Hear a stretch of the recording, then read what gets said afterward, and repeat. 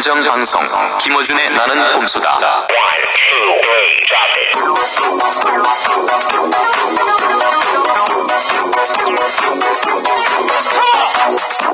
안녕하세요. 나는 꼼수다. 각하 헌정방송. 네, 단지 총수 김어준입니다. 전화 왔네? 네, 광고 듣고 저희가 광고 다 가짜예요. 시작하겠습니다. 쥐루사 쥐한테 참 좋은데 그걸 먹고 죽으면 국민이 정말 좋은데 어떻게 표현할 방법이 없네.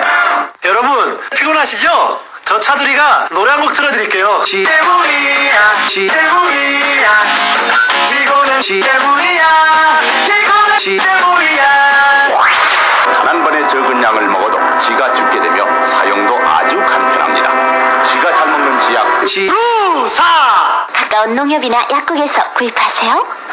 네, 저희가 1등을 먹었습니다. 또다시 예. 팟캐스트. 예. 컬투를 이겼습니다. 손석희 이긴 것도 감격스러운데 컬투를 이겼어요. 예. 이런 전례가 없습니다. 컬투가 정치 분야인가요? 아닙니다. 통합 1위입니다. 통합 통합 1위. 일위. 그러니까 우리나라에서 있는 그 모든 공중파와 그리고 인터넷 방송들 이 만든 컨텐츠 중에 예. 단일 컨텐츠로 전체 1위다. 네, 이것은 다 각하덕이다. 예. 감사합니다. 각하. 역시 각하에게 헌정했더니 각하가 그런데 지난번 거 이제 제가 인터넷 아이튠스 다운받아갖고 방송을 봤더니 어떤 사람이 글을 써놨어요. 김어준 총수하고 김영민 교수는 알겠는데 그 한 사람 누군지 모르겠는데 웃음소리 때문에 뭔 얘기인지 하나도 모르겠다. 그 사람 누구냐? 퇴출시켜라. 아저씨 제가 없으면 이 방송이 안 됩니다. 지금 말씀하신 분은 정봉주 전 의원입니다. 17대 국회의원이고 민주당 소속이고 지역구는 노원구 공릉동 월계동을 두고 있습니다. 중간중간에 이걸 밝혀줘야 돼요. 예. 아니 근데 제가 다음 주에 예. CM을 하나 만들려고 그러는데 예. CM 내용은 정봉주 의원 홍보 CM입니다. 근데 그거 해도 돼요? 해도 돼요. 상관없습니까? 아니, 그러니까 정봉주 의원 다음에 출마할 거니까 찍어주십시오. 이런 얘기만 안 하면 돼요. 아, 그렇습니까? 그건 사전선거운동이에요. 예. 아니 근데 어떤 내용으로 하려냐면은 저 출마할지 안 할지 아무도 모르거든요. 예. BBK 스나이퍼로서 예. BBK 청문회에 이 사람 없으면 안 된다. 예. 이런 내용의 그 CM은 괜찮습니까? 예. 저는 그런 건 괜찮고요. 네. 이 사람이 대중을 상대로 다음 19대 때 총선에 출마할 예정이니 꼭 여러분들께서 찍어주시기 바랍니다. 네. 라고 얘기하면 선거법 위반이에요. 그런 얘기하면 절대 안 돼요. 그런 예. 얘기 해야 되겠네. 그러면. 그렇지. 아니, 다 왔어. 우리 가자. 나하고 우리 김청수하고 김영민 교수 하면 됩니다. 아니 우리가 한다면 목소리를 변조해가지고 앞길을 존나게 막는 거야. 정계 복귀가 불가능하도록 사장 시켜버리는 거죠? 네, 사장. 그런 묘수가 있었군요. 예, 그렇습니다. 근데 저희가 이 방송을 목요일 날 목요일 날 골방에 모여서 합니다. 이 3명 이상 들어올 수 없는 골방에 모여서 하는데 우리 집사람도 와갖고 장소가 비좁아갖고 못 들어왔어요. 언제 한번 저희가 골방 사진 찍어가지고 올릴 텐데 근데 이 골방에 들어온 직후 속보가 떴다. 네, 그렇습니다. 남북 간 비밀 접촉에 참여했던 북한 국방위원회 정책국 대표가 비밀 접촉에 관한 우리 정부의 해명, 그러니까 우리는 애걸복걸 안 했다. 하지 않았다. 진위가 잘못 전달됐다. 오해다. 정상회담 자체를 언급하지 않고 예. 사과만 요구했다. 그리고 돈 같은 거 절대 안 줬다. 이렇게 해명했죠. 근데 우리는 그럴 리가 없다. 네. 절대 그럴 리가 없다고 계속 주장했었죠. 우리 그렇습니다. 이명박 대통령 각하께서 감히 그런 일을 지시하거나 혹은 나중에 알았어도 격려하실 분 아닙니까? 네, 그렇죠. 자, 그런데 북측이 이런 남측의 해명을 반박하면서 접촉 당시의 녹음 기록을 공개했습니다. 우리가 지난주에 우리가 얘기했잖아. 얘기했던 거 아니에요. 이러다가 북한이 녹취 깐다 얘기했던 거 아니야. 아니, 그러니까 우리가 방송 나가고 그 다다음 날인가요? 민주당에서 우리 방송을 들었는지 네. 통상적으로 비밀 접촉은 있지만 비밀 접촉이 있을 때 녹취록이 있다. 녹취를 한다. 북한이 녹취 깐다 그러면은 공개한다 그러면 어떻게 하려고 그러냐. 그렇죠. 하면서 민주당에서 어느 의원인지 모르겠는데 충고하듯이 그 얘기를 한번 했어요. 그 기사 뜬 적이 있습니다. 네. 자, 특히 그 주목되는 부분이 있습니다. 예. 돈 봉투와 관련해서는 접촉이 결렬 상태에 이르게 되자 김태효의 지시에 따라서 홍창화가 트렁크에서 돈 봉투를 꺼내들자 김태효는 그것을 우리 손에 쥐어주려고 했다.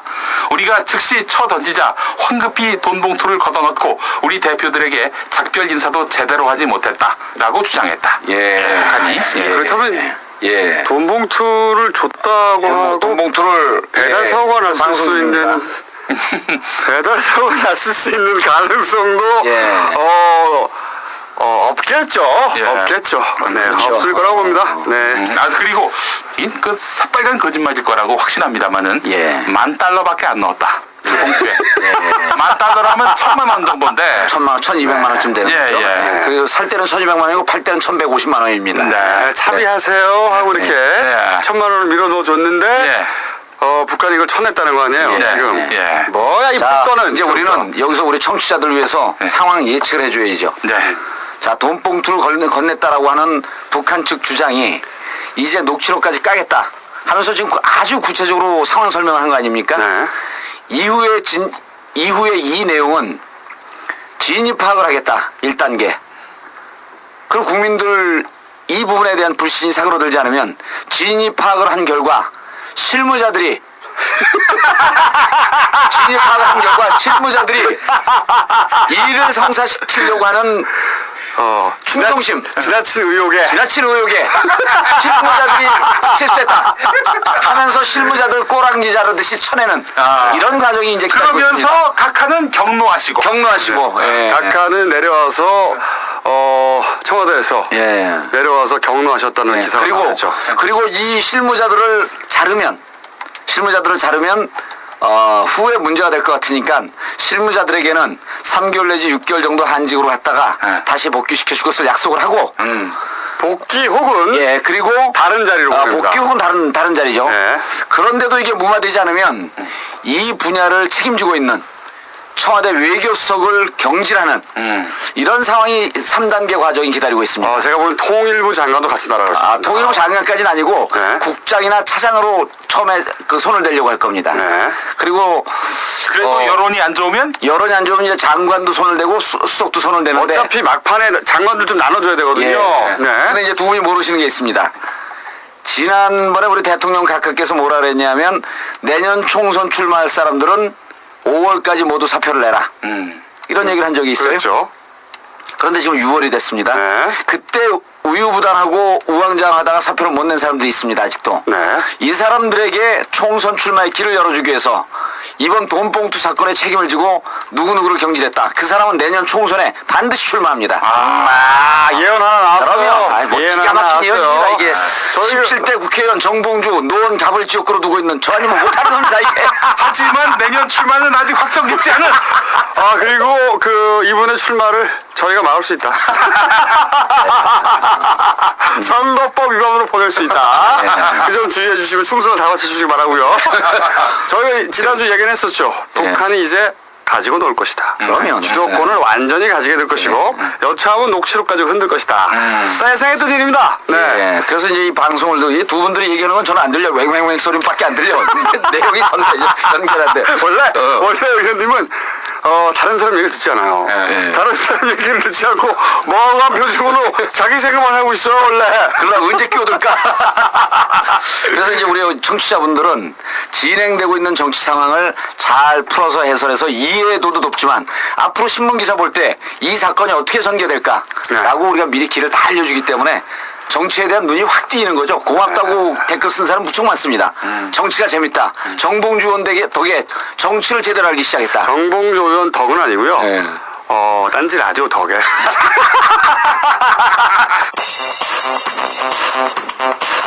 국회 사법개혁특별위원회가 대검 중수부 폐지와 관련해서는 폐지하는 것에 합의하고 부산 저축은행 비리를 수사 중인 대검 중수부도 어젯밤 수사를 일시 중단하고 민주당은 만약 국방개혁안이 마음에 들지 않는다고 군인들이 총을 버리고 집에 가겠다고 하면 도대체 이 나라 어떻게 될까요? 김준규 검찰총장은 상륙작전을 시도하는데 갑자기 해병대 사령부를 해체하게 되면은 그 상륙 부대들이 어떻게 되겠습니까? 중수부는 우리 사회에 숨겨진 비리와 부패를 밝혀내고 일반인을 소환한 일도 없고 서민들을 조사한 일도 없습니다. 작은 부패는 처벌하고 커다란 부패는 지나쳐 버려야 될지도 모르는 미래의 상황은 대검찰청 중앙수사부 폐지에 대해서 청와대가 사실상 반대 입장을 밝혔습니다. 전국 단위의 범죄, 대형 사건을 다루는 중수부의 폐지와 관련해서는 보다 신중한 검토가 필요하다는 사실상 검찰의 손을 들어준 셈입니다. 한나라당이 의원총회를 열었는데 폐지는 물 건너간 분위기입니다. 민주당은 청와대 한나라당이 끌려가고 있다고 비판했습니다. 청와대를 위한 한나라당이 아니라 국민을 위한 한나라당으로 되돌아오기를. 자, 오늘은 이 얘기를 좀 해보죠. 아무래도 중수부가 무슨 의미인지. 왜냐면 그렇죠. 왜 청와대는 중수부를 존치시키라고 하고 정치권에서 날리려고 하고 이게 부산 그 저축은행 사건하고 무슨 관련이 있는지 도대체 각자 계산이 뭔가 요 얘기를 정리를 딱 해줘야 됩니다. 일단 청취자분들께서 중수부 자체를 모르는 분들이 그렇죠. 한 7, 80% 된다고 보고 중수부 기본 정보는 중수부는 일반 검찰이 대빵을 맞는 게 아니고 검찰총장이 직접 지휘한다. 첫 번째. 그리고 검찰총장은 대통령이 임명한다. 두 번째. 그리고 대통령이 검찰의 업무를 모르기 때문에 대통령을 보좌하는 수석. 민정수석. 합창한다. 민정수석이 보통 검찰총장의 한두 기수 위에 전 검찰 출신을 갖다 꽂는다. 이렇게 해서 대통령이 부리는 수사기관이다. 이렇게 이해하시면 됩니다.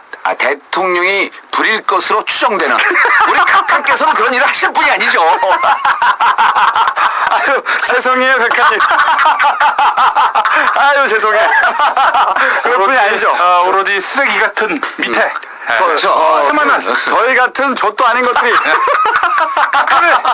맨날 그런 엄청난 말도 안 되는 상상을 하는 거죠. 그런 것이 이제 중수부라고 우리가 추정하고 있는 거죠. 중수부 이상이 이런 겁니다. 그리고 검찰 중수부에 소속되어 있는 검사들은 언제든지 모든 직업으로부터 차출을 받을 수 있고 보니까 문자로 차출을 해요.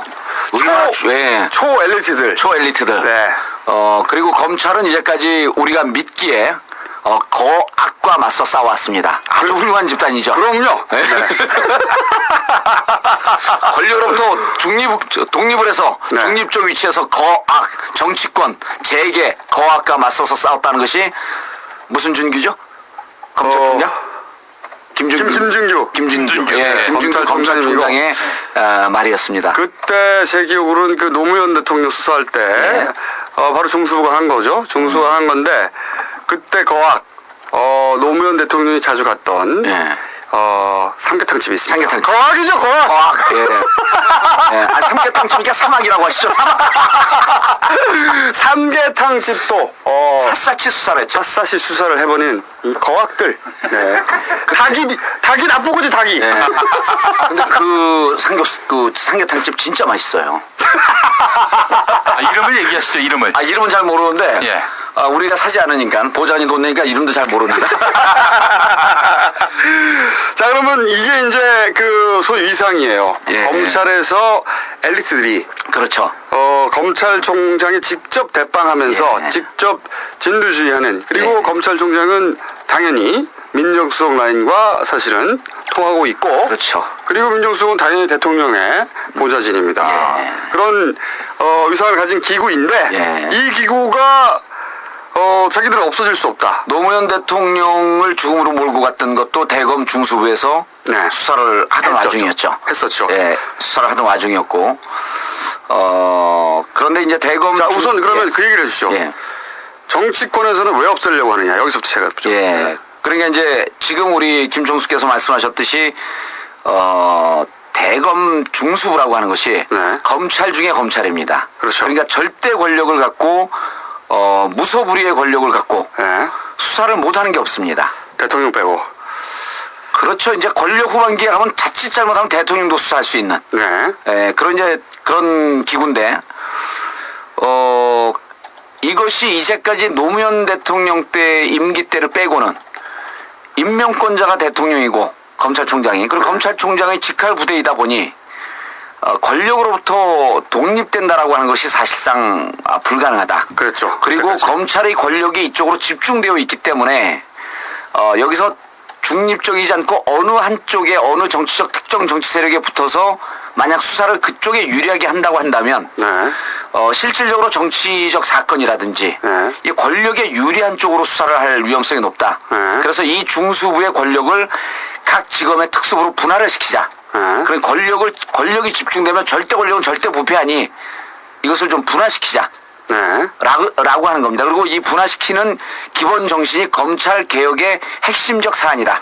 그런데 여기서 사람들이 아니 야당이 그런 주장하는 것은 예. 이해가 가는데 예.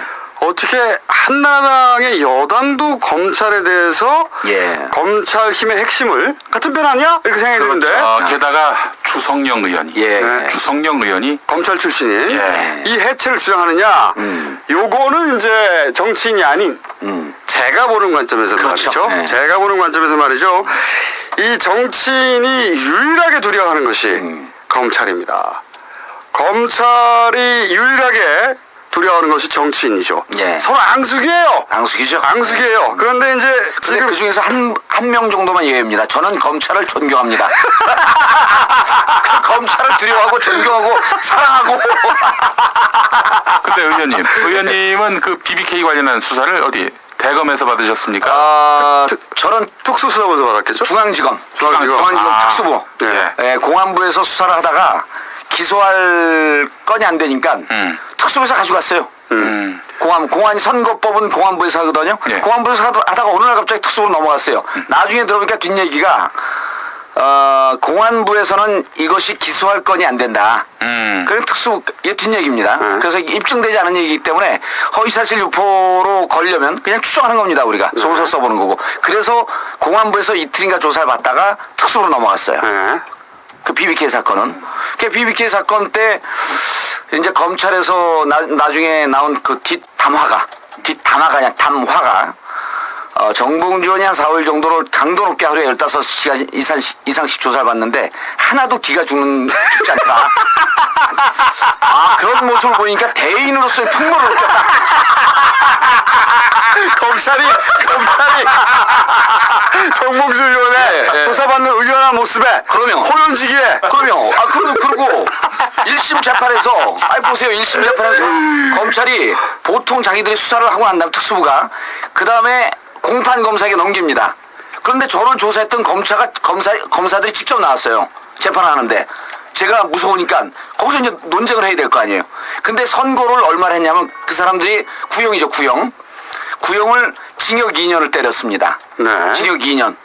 근데 나오면서 그 검사가 약간 죄송한 표정으로 죄송합니다.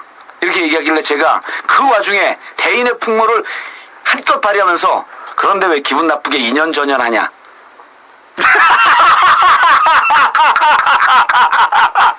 2년 줬다고? 예, 2년 구형을 했는데. 그때 생각해낸 농담이 겨우 2년 전이야. 2년 전이야. 근데 그 검사분은 못 알아들어요. 근데 옆에 있던 기자들이 나중에 술집에서 다른 의원들에게 야, 정봉주 의원이 그 감옥을 갈 수도 있는 상황에서 농담을 하는 걸 보고 진정한 대권 주자로서 말도 안 되는 소리를 했죠. 아유, 제가 이분을 10년 가까이 알았는데 틈을 주면 안 돼요. 틈만 나면 자기 자랑하기 때문에 처음에 앞에서 들으면 뭔가 못 듣던 얘기 뒷얘기를 하나 싶어요. 그러나 깔때기와 같이 모든 이야기를 자기 자랑으로 다 모입니다. 무슨 얘기가 다 여기까지 와버렸나? 씨발. BBK 수사를 어디서 맞아. 아니 그 정치인들이 예. 왜 여야가 이번에 중수부에 모였느냐, 중수부 폐지에 합의를 했느냐, 그것은 이제 정권 말기가 다가오고 정권 말기가 다가올 뿐만 아니라 선거철이 다가오고 그렇죠. 검찰이 무서워요. 그런데 선거만 다가오는 게 아니라 정권 말이 다가오고 선거가 다가오는 두 가지가 합쳐지다 보니까 지금 현재 각하께서 각하의 지금 정치적 기반이 뒤흔들리고 있지 않습니까? 친이들이. 근데 다음 총선에 니들 나오려면 예. 입 다물고 있어. 맞습니다. 입 예. 다물고 있어라. 내가 예. 부산 싹 조사해서 걸리님도 다 죽여버린다. 예. 라고 하는 각하의 그 계산을 여당에서도 읽었죠. 당연히 읽었고 우리 나 죽게 생겼구나. 예. 아니 각하야 이제 임기가 끝나는 거지만 이렇게 해가지고 내가 이번에 19대에 못 나가면 나만 줬다는 거 아니야. 그렇죠. 그러니까 빨리 중세법 없애버려야지. 이래서 여야가 합의가 됐고 그렇죠. 예. 그리고 각하와 검찰도 또 예. 사실은 그 중수부 나름대로 검찰은 언제나 검찰 편이잖아요.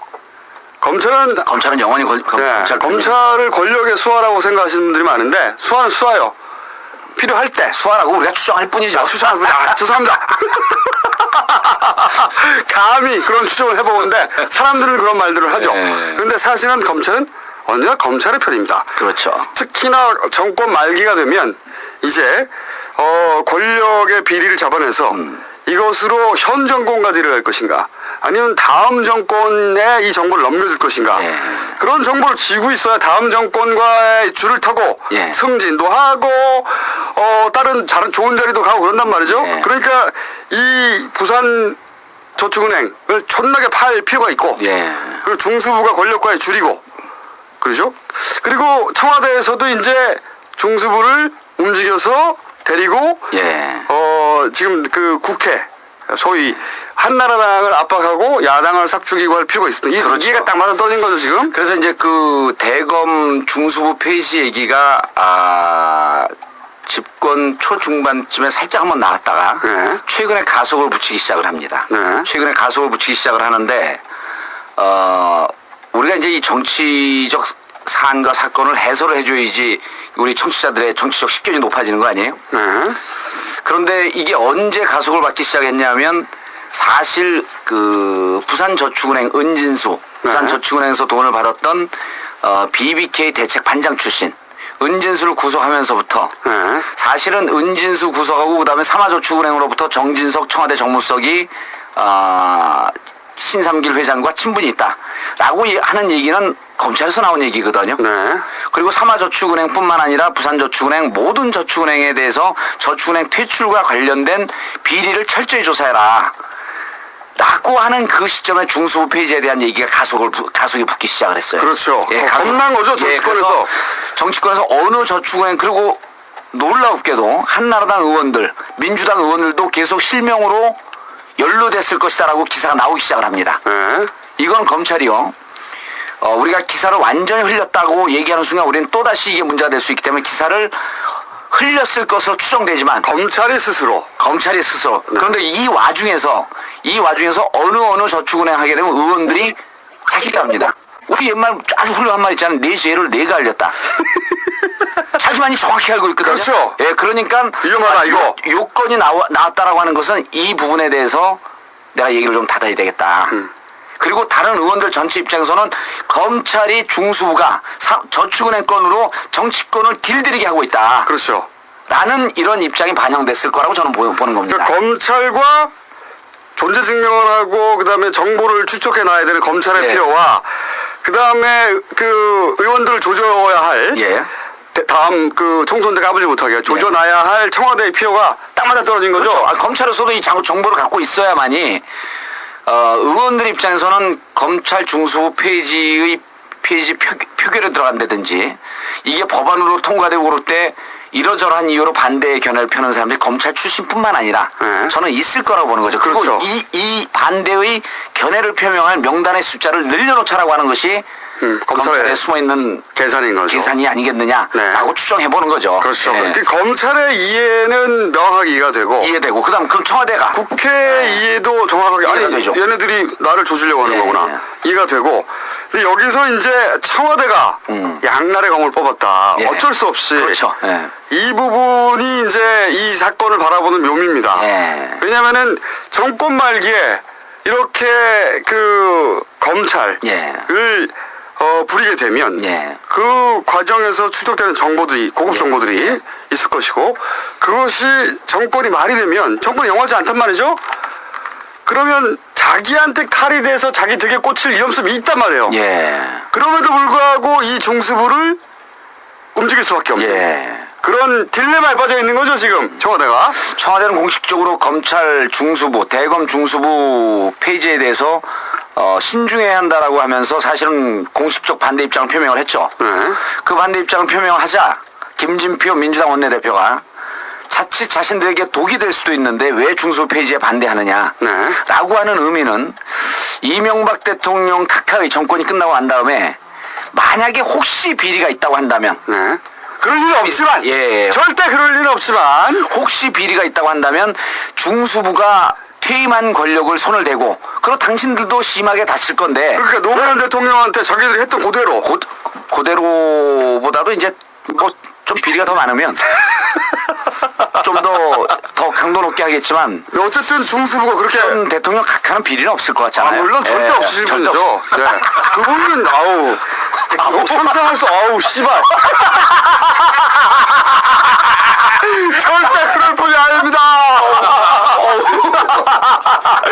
절대 그럴 분이 아니죠. 네. 그런데 만약에 비리가 있다고 한다면 또 더 많다고 한다면 대검 중수부의 칼이 바로 직접적으로 자신들의 심장을 꽂을 건데 그러니까 왜 말이에요. 중수부 폐지를 반대하느냐 라는 입장을 얘기했단 말이에요. 이제 그렇죠. 청취자분들 충분히 이해했을 거고 청와대 입장은 이렇게 이해가 됩니다. 공식적으로는 대검 중수부 폐지를 반대했고 이거는 대검에게 아주 우호적인 시그널을 보낸 거예요. 그렇죠. 나 니네 편이다. 알아라. 당신들 조직을 지켜줄 거야. 그렇죠. 대검 중수부 의미 있어. 그리고 나는 분명히 당신들 편이라고 하는 입장을 보여줬어. 이제는 나와 우호적인 관계를 레임덕이라고 하는 거 신경 쓰지 말고 끝까지 가자. 우리는 이 동지 아니냐. 그런 제스처를 한번 제스처를 던져고 한번 보였고 혹은 또 우리가 지금 추정하고 추정했듯이 그런데 만약에 난 비리가 없지만 혹시 또 다른 놈이 비리가 있으면 나한테까지 똥물이 튀지 않을까? 그럼 중수부가 있으면 저게 나한테 좀 해가 되거나 독이 되지 않을까? 독이 된다라고 하는 것은 김진표 원내대표가 쓴 표현이죠. 독이 되지는 않을까라고 하는 입장 때문에 공식적으로는 중수부 폐지에 반대한다.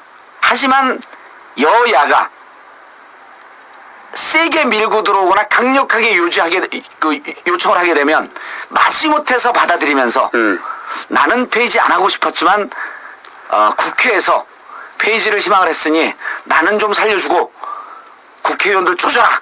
양수겸정을 던졌다고 보시는 거죠. 양수겸정을 던진 거죠. 그러니까 표면적으로는 중수부 편을 들은 척하면서 결국 없어진다 하더라도 나는 그 크게 손해는 아니다. 그러니 수사를 빨리 진행했던 겁니다. 그렇죠. 수사를 절대 막지 않고 존나게 빨리 진행이 됐어요. 실제로. 시그널을 계속 보냈잖아요. 저축은행에 대해서 다 조사하라. 그런 것은 지난번에도 우리가 얘기했지만 그것은 민주당 의원들 당신들도 떨고 있지 않냐. 조심해라. 라는 시그널을 보내주면서 이 중수부 폐지에 대해서 혹은 저축은행 문제에 대해서 더 이상 파고 들어가지 못하게끔 막아버린 거죠. 그리고 그러면 이제 검찰의 입장에서는 중수부 폐지는 일단 무조건 반대하고 저축은행 수사의 강도는 아마 중수부 폐지라고 하는 사회적 과제가 걸려있기 때문에 역대 중수부가 81년도 전두환 정권 때 생겼습니다. 그러니까 이렇게 이해하시면 돼요. 전두환 정권은 독재 정권이라고 우리가 규정한 거 아닙니까? 공안 통치라고 우리가 표현했죠. 중수부를 81년도에 만들었습니다. 도대체 왜 만들었을까? 하면 금방 이해가 되는 거예요. 민주정권이 만들었다고 하면 저 의미가 있지만 독재 정권이 만들었습니다. 그리고 지금까지 유지되고 있는 거죠. 21년 동안 유지가 되고 권력들이 항상 이용해왔죠. 이용한 것을 우리가 추정했죠. 아니 그 전 정권들은 이용했나요? 확실하고 각하만 이용하지 않았다. 각하는 이용하지 않았다는 게 분명하지 않겠는가는 수정을 하는 거죠. 중수부는 자신들이 갖고 있는 능력, 기술, 테크닉 모든 걸 다 총동원해서 역대 어느 중수부보다도 이번에 저축은행 사건을 신속하게 엄격하게 다만 각하의 피해가 직접 가지 않은 선까지만 그리고 다 조사를 해놓고 피해가 가는 선을 깔 거냐 말 거냐라고 하는 것은 정치적 상황을 보면서 판단합니다. 여러 개 배를 두고 그거는 제가 보기에는 그건 이제 검찰의 편이다라는 건데 검찰 입장에서요. 이 1년 만에 나온 시점에서 깔 수는 없겠죠. 하지만 그럼요. 카드를 가지고 있다는 것. 그러니까 지금 중수부가 고사인이 났어요. 고사인이 났으니까 이 기회에 존나게 최대한 많이 수사해가지고 저희가 검찰은 편이어서 이번에 수사를 끝까지 갈 거라고 했지 않습니까? 존나게 수사를 한 다음에 아마도 다 까지 않고 그 중에 예민한 것들은 지고 있다가 정권 교체기 내년 대선 총선 이후 대선 전국에서 어느 쪽으로 넘어가냐에 따라 줄을 대려고 하겠죠. 맞습니다. 그 정보를 그리고 가지고. 그 카드를 갖고 이 카드가 권력의 균형추가 어디로 흐르나를 봐서 네. 권력의 균형추가 흐르는 쪽에 유리한 카드를 갖고 뒤로 뒷거래하거나 딜을 하지 않습니다. 검찰은 훌륭한 조직이기 때문에 수사를 갖고 이거 그렇죠. 수사로 말하겠다라고 하는 거 아닙니까? 팩트로 말한다고 하겠죠. 수사로 말하겠다. 그 뜻은 뭐냐면 우리가 수사하는 방향을 보면 우리가 어느 우중으로 하는지 당신들이 알 것이다. 거기에 조응해서 함께 가든지 이 패를 버리든지 마음대로 해라. 라는 뜻으로 저는 받아들여진 거죠. 그때 그 정보를 쥔 사람이 결국은 다음 정권의 줄을 잘 쓰면 검찰총장이 되던 민정수석이 되던 어디 예. 공직의 주요 공직이 되던 예. 인수위에 들어가던 쫙 풀려나가는 거예요. 그렇죠. 예. 검찰을 이렇게 생각하시면 됩니다. 분명히 공부를 엄청나게 잘했던 예. 아이들이고 예. 아이들 시절에 그리고 사법고시를 합격했고 아이들이라고 그랬다가 그 당할 것 같으니까 바로 아이들 시절이라고 정정을 하는데 그렇습니다. 바로 그 이유였습니다. 어쨌든 아이들이었을 때가 있었죠. 예. 공부를 졸라게 잘했어. 예. 시험을 통과했어. 그리고 나서 검찰이 됐는데 사실은 검찰의 연봉이라는 것이 예. 대단히 높지 않습니다. 예. 그 나이에 다 그 경력으로 다른 직종이 있었다면 더 많이 받았을 거란 말이죠. 네. 그러니까 아주 이분들한테는 유명하신 분들이죠. 이분들한테는 자부심도 있지만 억울함도 있어요. 보상 심리가 있는 거죠. 그렇죠. 나 15년, 20년 동안 국가와 민족을 위해서 거학과 맞서서 나 그동안 엄청 가난하게 살았거든. 너희들 그럴 때 뭐 나쁜 일 하면서 떵떵거리면서 살았지. 그렇죠. 이런 심리가 있는 거예요. 그런 보상 심리가 분명히 있어. 그런데 진로라는 게 검찰 출신이 사실은 변호사 개업인데 네. 변호사 개업이 예전만 못해요. 요즘은. 그러면 남는 게 뭐냐면 공직으로 가는 겁니다. 이 공직으로 가야 되는데 공직으로 가려면 당연히 정치권과 핫 라인이 형성돼야 되는데 네.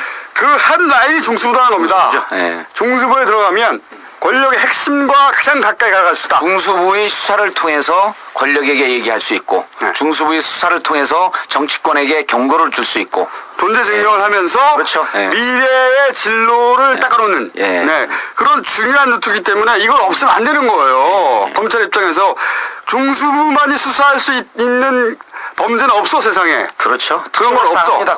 공안부에서 다 해요. 그런데 없앨 수 없다는 것은 그런 여러 가지 복합적인 이것이 자기들의 힘을 과시할 수 있는. 그리고 이제 그 쭉 이제 우리 김총수님의 얘기를 들어보면 검찰에 대해서 좀 부정적인 그 발언들을 많이 하시는데 저는 대단히 긍정적입니다. 네. 의원님, 예. 제가 궁금한 게 있는데 예. 얼마 전에 그 이명박 대통령 각하께서 예. 박근혜 차기 대통령으로 이제 예. 이제 굉장히 근접해 있는 예. 가능성이 근접해 있는 박근혜 전 대표와 만났단 말이죠. 예. 굉장히 화해 무드예요. 그 예상과는 다르게. 예. 근데 박지만 씨가 저축은행과 상당히 뭔가 의혹이 있다. 예. 이런 얘기들이 나오고 있는 상황인데 예. 그래서 시중에서는 이건 터무니없는 헛소문이겠지만은 빅딜설이 있더라고요. 예. 빅딜설. 빅딜설도 있고요. 그리고 중수부 페이지에 친박계 의원들이 좀 더 적극적이다라고 하는 그런 또 설도 있고요. 그래서 그 여러 가지 이제 내용들이 있는데 박지만 건이 터지지 않았습니까? 박지만 건이 터지기 전에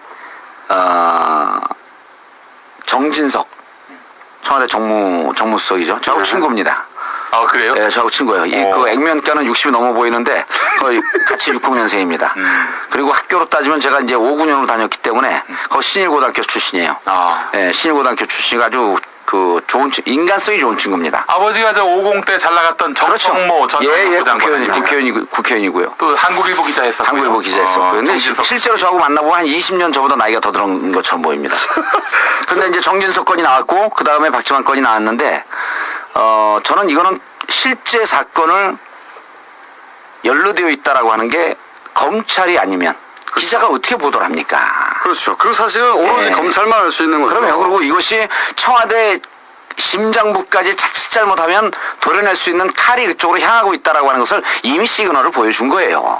그리고 이런 것도 있는 것 같아요. 제가 보기에는 검찰의 필요도 있었던 것 같아. 검찰이 이제 친박 쪽에서 중수가 소위 그 기획 수사를 한다든가 자기들한테 칼날이 들어온다든가 뭐 이런 두려움들이 있다 보니까 있죠. 그 친박 쪽에서는 중수를 빨리 없애야 된다.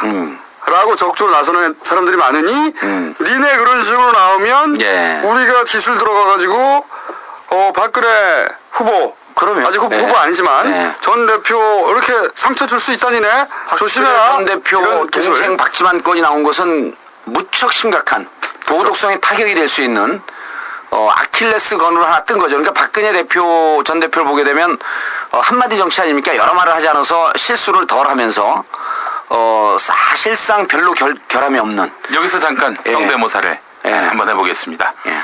지금 대전은 어떻게 됐습니까? 남자가 한 것 치고는 예. 나쁘지 않았는데 다시 하지 마요. 이제 박근혜 대표는 박근혜 대표는 말을 줄이고 한 줄씩만 얘기하는 한 줄 정치란 말이에요. 한마디 정치. 그게 결함이 별로 없어요. 저는 말을 많이 해서 결함을 찾아보기가 힘이 들어. 이게 어디가 진짜고 어디가 거짓인지. 그런데 박지만을 딱 건든 것은 실질적으로 연루가 되어 있을 개연성이 이미 보도가 되면요. 이게 여론재판이라고 하지 않습니까? 국민들은 보도만 되는 것만으로도 박지만이 연루되어 있다라고 이렇게 믿게 돼요. 그렇죠. 보통은. 예, 국민들은 아주 디테일을 모릅니다. 그런데 또 거기서 우리 박근혜 전 대표가 실수했잖아요. 본인이 아니라고 그러니 끝난 거 아니냐. 그럼 우리가 절도범이 들어갔고 살인범이 들어갔고 나 살인 안 했습니다. 그럼 본인이 아니라고 했지 수사를 종결하겠다. 이런 얘기랑 똑같은 거거든요. 그 사례는 좀 너무 좀 아니하고 예. 이명박이 BBK가 아니라고 하면 아닌 거 아니냐. 그렇죠. 그때 그런 얘기가 나왔었죠. 네, 그렇게 내가 이제- 아니라 그러는데 왜 자꾸 내 거라 그러냐. 예. 그럼 날 주지. 어휴. 근데 이제 이런 생각을 했을까요? 했을 것 같아요. 박근혜 전 대표 입장에서는 이게 도대체 어느 선에서 온 것일까? 예. 검찰이 소위 중수부를 지키기 위한 카드로 내세운 거냐? 아니면 각하께서 예. 혹여라도 예. 사실은 미팅을 해놓고 예. 뒤로는 이렇게 친박조한테 견제 기술이 들어간 거냐? 둘 중에 하나 의심했겠죠. 저는 후자라고 아니, 그러지 생각하고 싶진 않지만 예, 예. 그러지 않습니다. 왜냐하면 정치권은 늘 전략과 전략이 부딪히기 때문에 둘 다 걸어놓은 겁니다. 둘 다 걸어놓은 거니까 어느 쪽으로 치우치지 않고 양쪽으로 카드를 동시에 던져놓고 유리한 쪽에 나오는 카드를 중심으로 상황을 풀어나가는 거죠.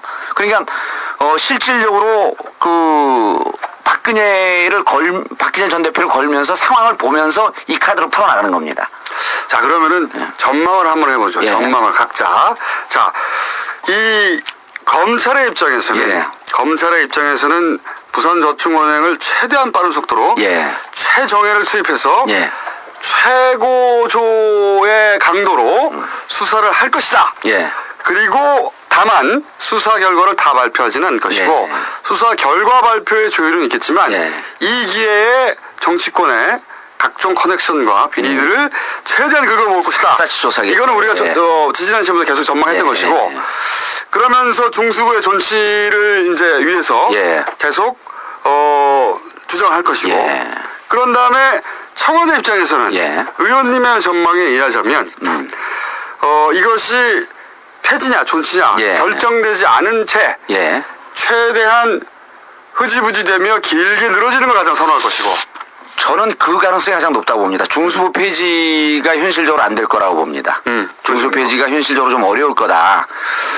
오히려 정치권에서도 중수부 폐지라고 하는 카드를 두고 검찰에서 지금 수사하고 있는 것에 일정한 속도 조절을 요구하는 신호를 보낸 겁니다. 그래서 저는 이번 6월에 만약에 중수부 폐지안이 국회에서 통과가 안 되면 중수부 폐지는 사실상 물 건너간다. 저는 개인적으로 중수부 폐지 반대합니다. 이명박 대통령 각하께서 비리가 전혀 없으시겠지만 혹 있으면 중수부에서 수사해야 되는 거 아닙니까?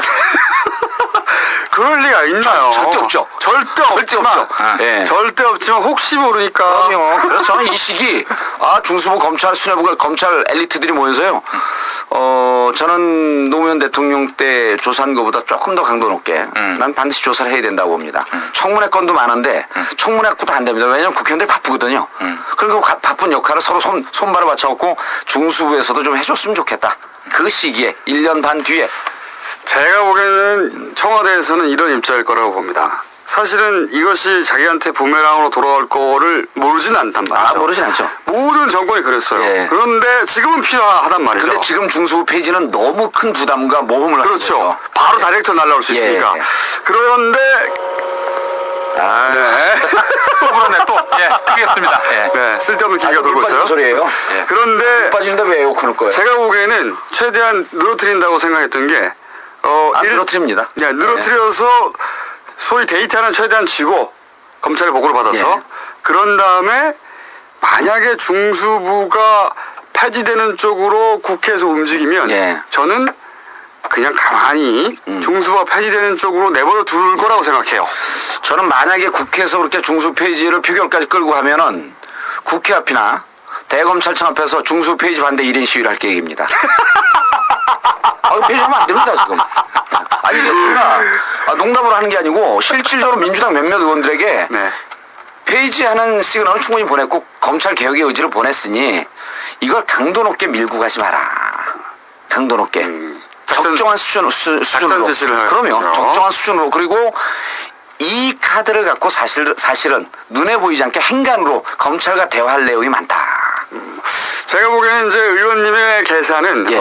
정권이 교체되고 그리고 본인이 19대 당선이 되고 예. 그다음에 요직을 맡은 후 중수부를 통해서 예. 전 정권을 수사를 1년 정도 한 다음에 그런 다음에 폐지하려고 하는 게 아닌가 이런 수를 쓰고 있는 게 아닌가 이렇게 예상이 되고 있고 좀 남은 게 정치권의 입장인데 네, 정치권에서도 이미 언론을 통해서 정치권의 개혁 의지는 다 나갔어요. 그렇죠. 포부 다 냈죠. 할 거 다 했죠. 가오 다 팔고 광 다 팔고.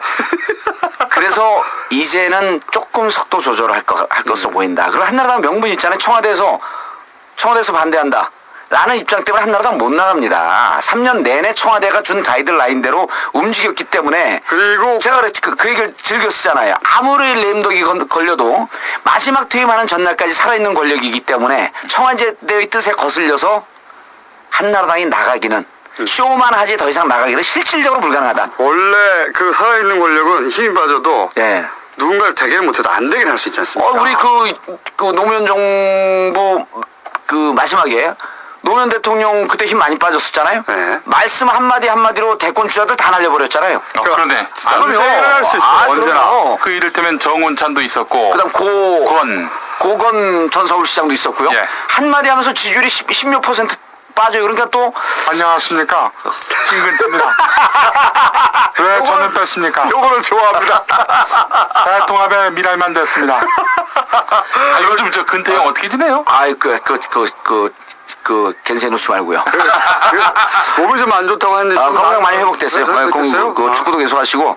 그런데 이제 그때 당시에 정운찬 전 총리가 살짝 맞짱을 떴죠. 노무현 대통령하고. 그러면서 지지율이 확 가버립니다.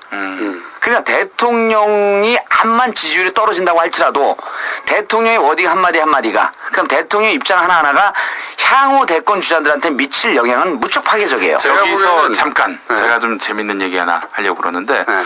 정운찬 총리가 예. 사실은 그 노무현 정부 때 예. 이렇게 자빠졌잖아요. 예. 그 대권 주자로 나올 뻔했는데 예. 사실 그 제가 유력한 이름만 되면 다 알만한 예. 유력한은 아니고 유명한 어떤 교수님이 계신데 경영학과 교수님이에요. 예. 그분 얘기는 정운찬 씨가 분명히 잠자리에서 휴대전화를 밤에도 계속 켜놨을 것이다. 연락이 올 것을 기다리면서. 어디에서요? 청와대죠. 예. 무슨 얘기냐면 예. 안 한다고 하면서 예. 실제로는 밤에 예. 휴대폰을 머리맡에 놓고 잤다는 청와대 거죠. 노무현 올까봐. 대통령, 예. 네. 자, 그리고 이명박 정부에서 왜 총리를 하려 할까? 이렇게 의문을 갖는 분들이 있었잖아요. 왜 예. 자기의 정치색과 그동안 주장해왔던 혹은 뭐 이때까지 유지해왔던 색깔과 다른 예. 이명박 정부의 제안을 왜 받아들였을까? 바보같이. 이제 그 대목에서 국회의원 아니면 알 수 없는 극비 정보를 제가 이제 지금부터 말씀드릴게요. 그 정운찬 총리는 야권으로부터 당시 이제 열린우리당으로부터 그땐 대통합 민주신당입니다. 정당이 자주 바뀌었고 정당 이름이 그때 제안을 받아요. 네. 그래서 상당히 고민을 합니다. 네. 상당히 고민을 하고 그 지금 저 민주당에서 정운찬 씨와 친한 사람은 누굽니까? 그건 얘기할 수 없습니다. 왜냐하면 예. 이거는 실명 거론하면 안 돼요. 저는 이제 싸우면서 좀 친해졌고 친한 거 저만 얘기하면 됩니다.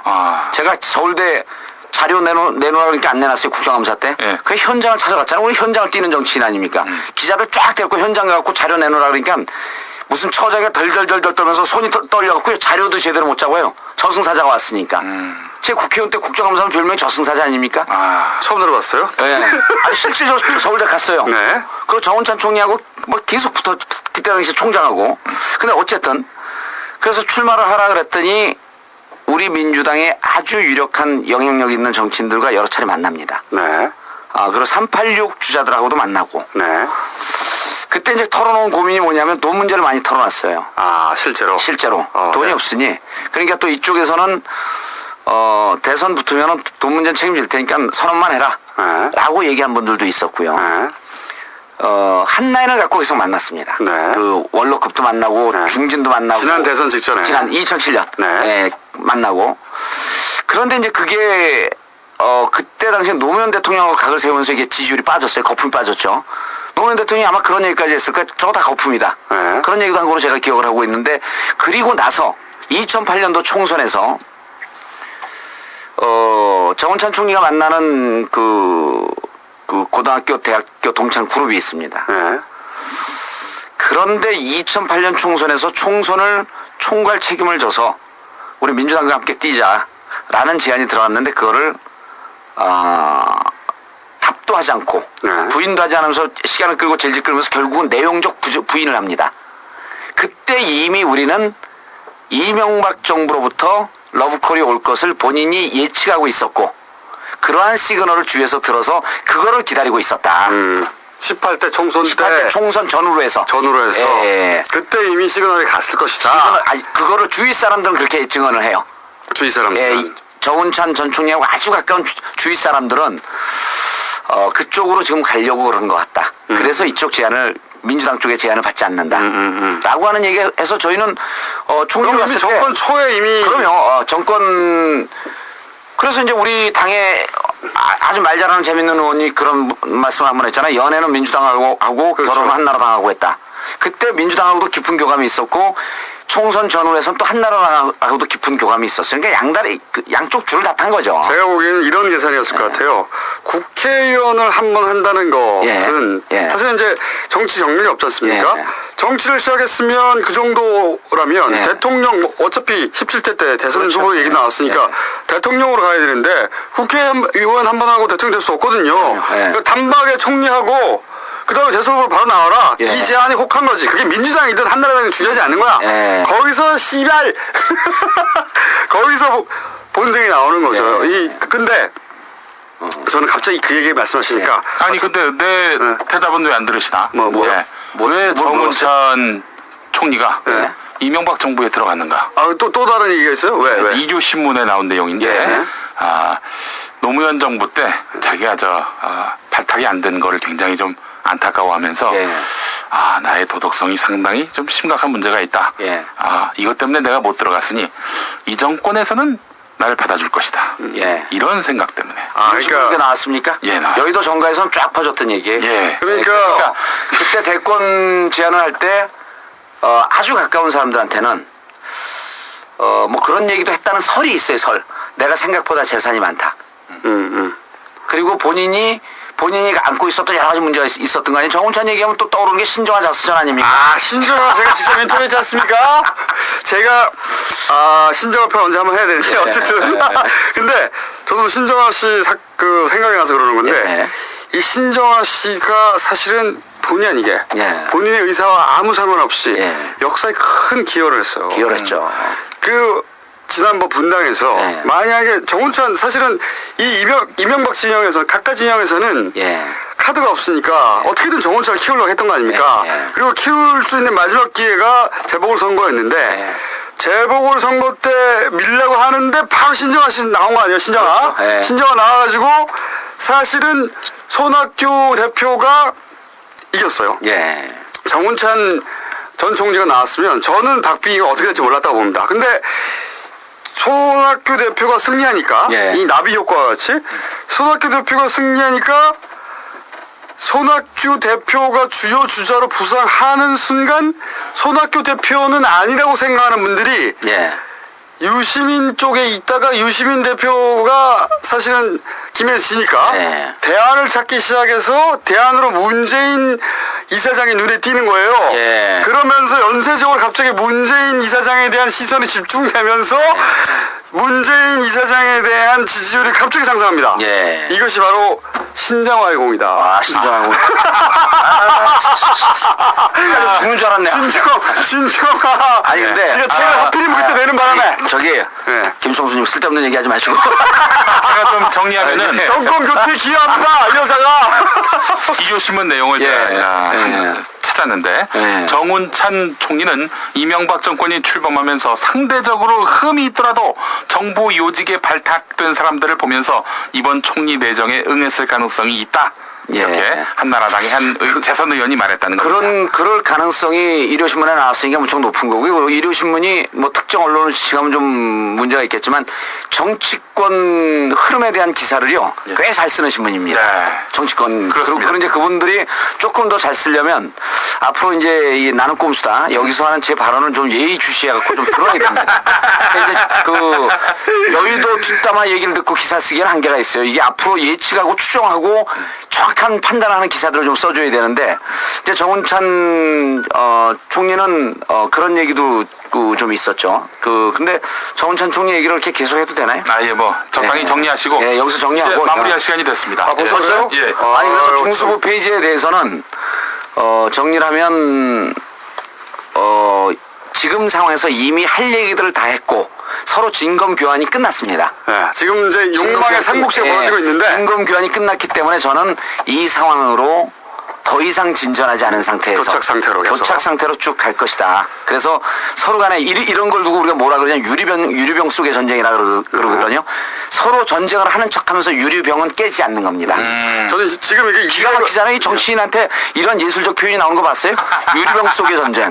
크게 와닿지는 않는데 어쨌든 지금 예. 이해와 힘의 균형이 딱 맞아떨어져 삼각축을 이루고 있는데 그렇죠. 삼국지인데 누군가 한 사람이 누군가 어느 한 축이 치고 나오면 예. 굉장히 재밌는 일이 벌어지겠죠. 정말 어디로 튈지 모르는. 그렇죠. 그러니까 이런 거에 서로 간에 시그널을 보내는 게 더 이상 나가면 우리 공멸이다.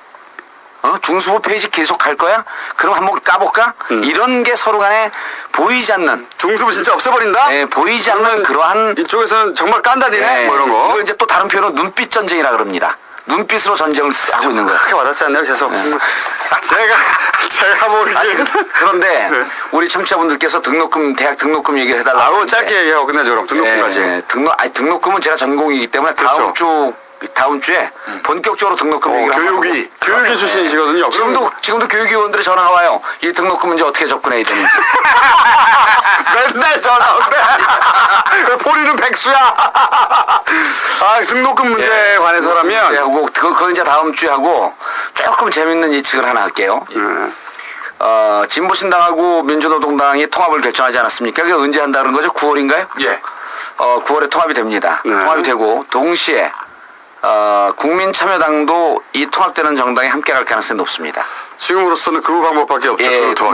그래서 민주노동당의 세 가지 흐름이 있는데 진보신당과의 통합을 반대하는 격한 흐름인데 그렇죠. 그게 소수죠. 그다음 두 번째가 민주당까지 통합하자라고 하는 것도 있는데 그것도 소수입니다. 다수가 진보신당과 통합을 하고 국민참여당까지 통합을 하자. 라고 하는 그런 흐름이 있어요. 그래서 저는 국민참여당까지 통합이 될 것 같고 민주당하고는 선거연대 쪽으로 방향을 틀 가능성이 높습니다. 단일 정당은 불가능합니다. 그러면 그 와중에 내년 총선에서 우리가 이 총선을 지켜보는 게 양당이 어떻게 선거연합을 할 것이냐 라고 하는 것을 주로 보는 사람들은 정치를 잘 못 보는 거고요. 문재인 전 비서실장이 문재인 이사장이 어떠한 카드를 꺼낼 것이냐 어떤 역할을 할 것이냐 어떤 역할을 할 것이냐 저는 개인적으로 총선을 출마하지 않았으면 생각하는데 저도 당연히 출마하지 말아야 된다고 생각합니다. 근데 문재인 실장이 총선에 출마할 가능성이 80-90%입니다. 저는 다르게 생각합니다. 여기서 갈리네요. 평소 비슷한데 만약에 출마를 하게 되면 양산의 지역 위원장이 송인배 위원장에게는 좀 죄송하지만 문 실장님이 살고 계신 데가 양산입니다. 네. 경남 양산. 그리고 부산대 병원이 있었고 노무현 대통령께서 안치되어 있던 곳이죠. 살고 계신 곳이 양산입니다. 네. 그리고 부산 전체 지역을 비교해봐도 양산이 젊은 층이 사는 곳, 베드타운. 그래서 양산에서 출마하는데 박희태 의장이 다시 양산 출마를 하기 위해서 여러 가지 예산도 많이 가져가고 공을 많이 들이고 있죠. 만약 박희태 의장이 출마를 해주면 더더욱 고마운 거고 출마 지역은 양산이 되지 않을까. 근데 왜 출마를 생각하십니까? 출마한다고 보십니까? 제가 그 아이디어를 그 착상을 어디서 했냐면요. 벼랑 안에 짠하고 나타나는 게 아니지 않냐. 그것은 대선을 준비하기 위해서 친노 세력을 결합하는 것도 있지만 그 전에 검증 과정을 거치겠다라고 하는 그런 의중이 반영됐다고 저는 본 거예요. 저는 그 말을 다르게 얘기했습니다. 그래서 그러니까 이게 무슨 말이냐면 모르시는 분들을 위해서 대선 후보로 나올 거냐. 그렇죠. 계속 방송 인터뷰에서 그런 이야기를 하니까 아니 대선 후보라는 게 갑자기 짠 나오는 게 아니지 않냐. 예. 이 얘기를 이제 의원님은 그렇다는 얘기는 지금부터 준비하겠다는 얘기를 읽으신 거고 저는 그 얘기를 어떻게 읽었냐면 전 다르게 읽었는데 내가 할 수 없다. 대선 후보가 갑자기 나올 수 없는 거라서 나같이 그렇게 그 이전에 선출직 경력도 없고 본격적으로 정치하지 않은 사람은 그러니까 그것은 거절의 표현이지 자기가 준비하겠다는 표현은 저는 아니라고 생각합니다. 제가 알고 있는 문희상 이게 이제 지금 우리 김청수님께서 얘기한 게 시중에 이제 이렇게 널려 있는 그런 평론가들의 분석이고 제 분석은 이제 그거를 뛰어넘어서 한 두 발 정도 앞서가는 거죠. 제가 보면 그거는 오버예요. 오버하고 어쨌든 그리고 친노 진영에서의 다수의 견해가 총선을 출마해야지 대선을 갈 수 있다.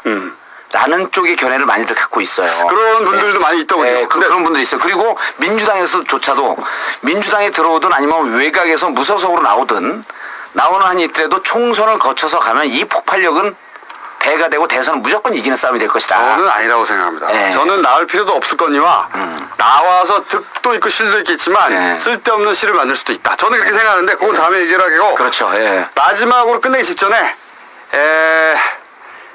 그 등록금 다음 주에 특집을 할 텐데 제가 이 등록금 관련해서 계속 요즘 하고 있는 얘기가 있습니다. 오세훈 서울시장에 대해서 헌사를 짧게 하고 있어요. 오세훈 서울시장이 이 딸 둘을 대학에 보내느라고 허리가 휘었다고 그랬거든요.